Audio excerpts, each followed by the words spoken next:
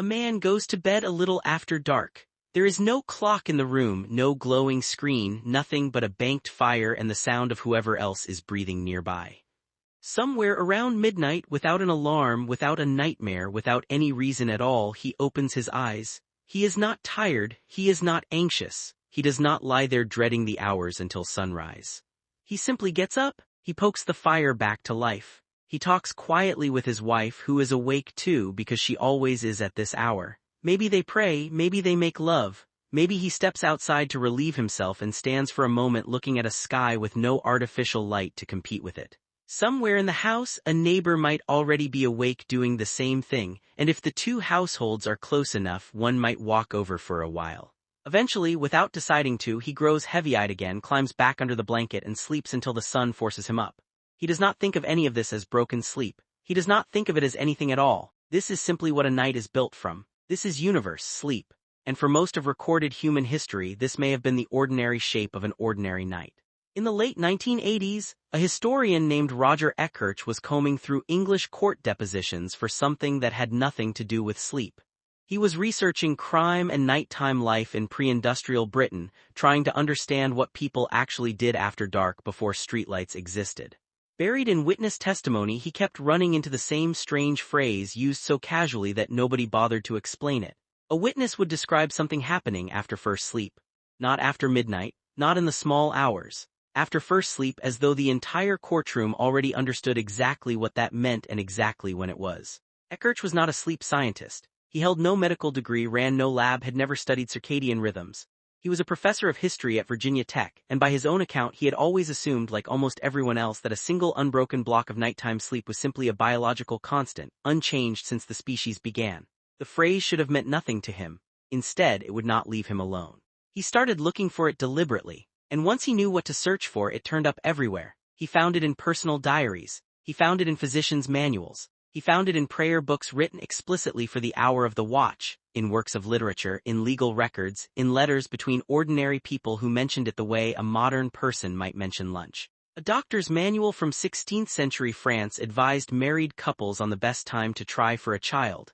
And the answer given was not late at night, when the body was still full from the evening meal and worn out from the day, but after the first sleep, when a couple would, in the doctor's words, enjoy each other more and do the job better.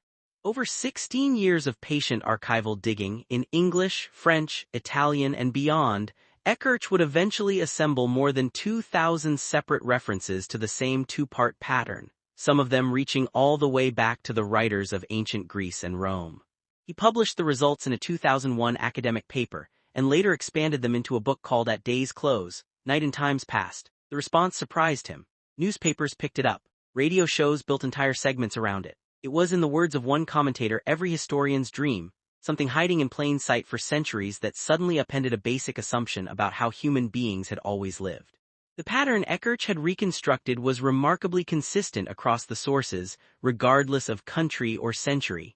People went to bed not long after dusk, often as early as 9 o'clock, since there was little to do in full darkness and candles were expensive. This first stretch of rest was called, plainly, the first sleep. Some hours later, deep in the night, people woke on their own with no external trigger and stayed awake for anywhere from 30 minutes to 2 hours. This gap had its own name too, the watch, or sometimes the watching. Only after this interval did people drift into a second sleep, which was said to be lighter, more prone to vivid dreaming, and which carried them through to dawn. Crucially, the watch was not treated as an interruption or a failure of rest. It had a function, almost an etiquette of its own. Religious writers of the period considered it uniquely suited to prayer and quiet reflection, since the body had already taken its first rest and the anxieties of the day had faded, but the person was not yet lost in the deeper unconsciousness of the second sleep. Physicians recommended it as the ideal hour for study since the mind was calm and undistracted. Couples used it for intimacy. People used it to get up and tend a dying fire, to let a dog out, to relieve themselves, to review a dream from the first sleep while it was still sharp in memory, or simply to lie in the dark beside a spouse and talk about nothing in particular. In rural communities, it was apparently common enough for one household to visit another during the watch, as casually as a modern person might text a friend who they know is also still up. Then, without any alarm, without any decision, the tiredness would return, and people would go back down for the second stretch until the sun or the rooster did the rest. Eckarch also traced how this pattern eventually disappeared. By the early 19th century, as street lighting spread and the pace of urban life sped up, the first sleep began to swallow the gap and then the second sleep along with it, until the two blended into the single, unbroken night we now consider normal, and consider the only normal there has ever been. For years, Eckarch's evidence sat almost entirely inside the world of history and literature. It took a psychiatrist working in a completely different field with no knowledge of Eckarch's archives to stumble onto something eerily close to it in a laboratory. In the early 1990s, Thomas Weyer, a researcher at the National Institute of Mental Health, was studying photoperiodicity, how the length of daylight and darkness shapes human biology. He recruited a group of healthy men and placed them on an artificial schedule, 14 hours of enforced darkness a day, roughly matching how long a night actually lasts in winter at higher latitudes, before electric light stretched the evening artificially long. But something changed as the weeks went on. By the fourth week, the men's sleep had settled into a completely different and completely unprompted structure. They fell asleep after an average of 2 hours of quiet wakefulness in the dark, then they slept for roughly 4 hours. Then they woke spontaneously and stayed awake, calm and unbothered rather than anxious, for 1 to 3 hours, often during a stretch of dreaming sleep. Then they slept again for another 3 to 5 hours before finally waking for the day. Researchers noted the men's melatonin, the hormone triggered by darkness, spiked at the onset of the first sleep phase and stayed elevated across both. Nobody in the study had been told to expect this. Nobody had read Eckarch's work, which was not yet published. Darkness alone, extended long enough, had reconstructed first sleep, the watch, and second sleep almost to the letter. Two completely independent investigations, one built from centuries of dusty legal depositions and prayer books, the other from a controlled lab in Maryland, had landed on the same architecture. When journalists connected the two stories years later, it became one of the most widely repeated claims in popular sleep science, that segmented sleep was the true, ancestral, biologically default setting of the human body, and that the 8-hour uninterrupted block everyone now stresses about achieving was the actual historical anomaly, a side effect of electric light and industrial schedules. Waking at 3 in the morning, an experience millions of people treat as evidence of a personal failure, was reframed almost overnight as a whisper of ancestry, evidence not of a broken body but of a body briefly slipping back into its oldest rhythm.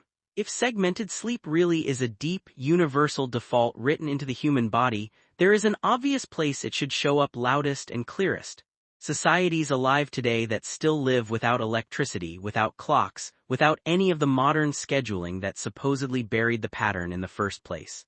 In 2015, a team led by the UCLA sleep researcher Jerome Siegel set out to check exactly that. They traveled to 3 groups living pre-industrial lifestyles on 3 different continents: the Hadza, hunter-gatherers near Tanzania's Serengeti, the San of Namibia, and the Tsimane, hunter-horticulturalists in the Bolivian Amazon. None of these groups had electric lighting. None had clocks. All slept, as humans did for the overwhelming majority of history, by firelight and starlight. Researchers fitted dozens of participants with wrist devices that track both movement and ambient light, then measured their sleep uninterrupted night after night across full seasonal cycles. If Eckarch's pattern were the buried ancestral default, this is where it should have surfaced without any prompting at all. It didn't. Across all 3 groups, sleep was almost entirely continuous, one unbroken block a night rather than 2 segments with a watch in between. People fell asleep a few hours after sunset and woke close to an hour before sunrise, sleeping for somewhere between 5 and 7 hours on average, less in fact than many people in industrialized countries manage. And in a detail that quietly undercuts a second popular assumption, none of the 3 languages studied had a native word for insomnia. When the concept was explained to participants directly, only a small fraction recognized the experience as something they had ever gone through.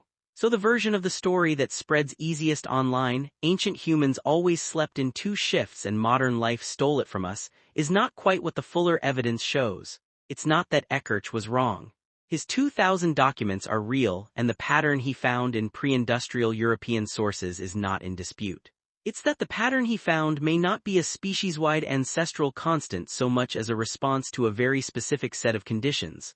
Long winter nights combined with just enough artificial light, a hearth, a tallow candle, a fire that could be stirred back to life, to make an hour of the deep night worth staying awake for. Take away the fire and the candle entirely, as with the hadza, san and simming, and the incentive to linger in the dark disappears along with it. People who are genuinely worn out from a physically demanding day, with nothing to do once the sun goes down, seem to simply sleep through, uninterrupted, until morning calls them back. There is a middle position too, and it belongs to groups who occupy a space between those two extremes. Anthropologists have long noted that some contemporary communities, including the Tiv of central Nigeria, still describe their sleep using the same two-part language, a first sleep and a second sleep, as though the pattern never fully left them. More recent actigraphy studies of a rural farming community in Madagascar, which has some limited access to light but nowhere near the intensity of industrialized cities, found a pattern strikingly close to Eckertsch's historical one, averaging around 6.5 hours a night, broken by a period of nighttime wakefulness. Segmented sleep, in other words, does not look like a single ancestral switch that was thrown one way in deep history and thrown the other by electricity. It looks more like a dial, one that shifts with how dark the night really is, how much light is available to fill the gap, and how physically exhausted a person is by the time the sun goes down. Put together, the picture that emerges is stranger and arguably more interesting than the tidy version usually told. Segmented sleep is not a lost setting hardwired into every human genome, waiting to reassert itself the moment a bedroom goes dark enough. It is closer to a capacity, a mode the body can shift into under the right combination of a long, dark night and comparatively little daytime exertion to sleep off.